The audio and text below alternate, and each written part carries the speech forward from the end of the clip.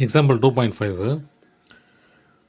ஒரு find the equation of line which passes through 5, 7 and makes intercept on the axis equal in magnitude but opposite in sign.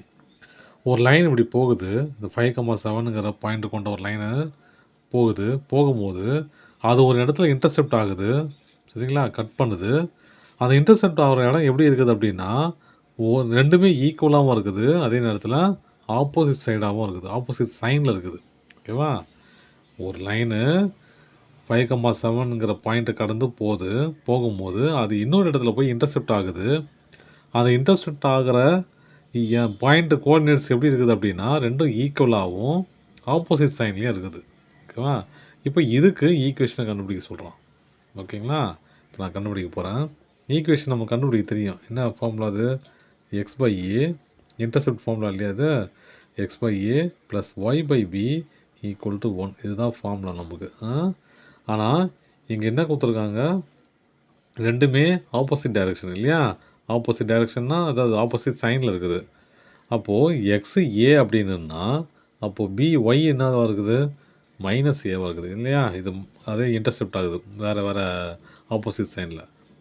அப்போது x ஏ அப்படின்னா YA minus ஏவாக இருக்குது. ஆச்சா?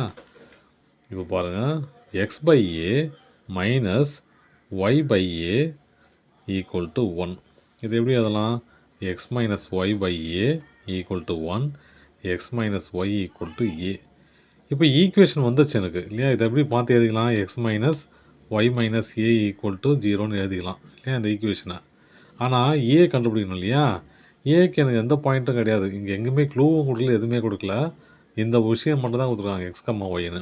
அப்போ நான் அதையே எடுத்துக்கிறேன். 5, 7ங்கிறத எக்ஸ் கம்மா ஒய்னு எடுத்துட்டா X comma 5 minus 7 equal to -2. சரி, அப்போது ஈக்குவேஷன் எப்படி அதெல்லாம்? X minus Y equal to -2, X minus Y plus 2 equal to 0ங்கிறது தான் ஈக்குவேஷன். அவ்வளோதான்.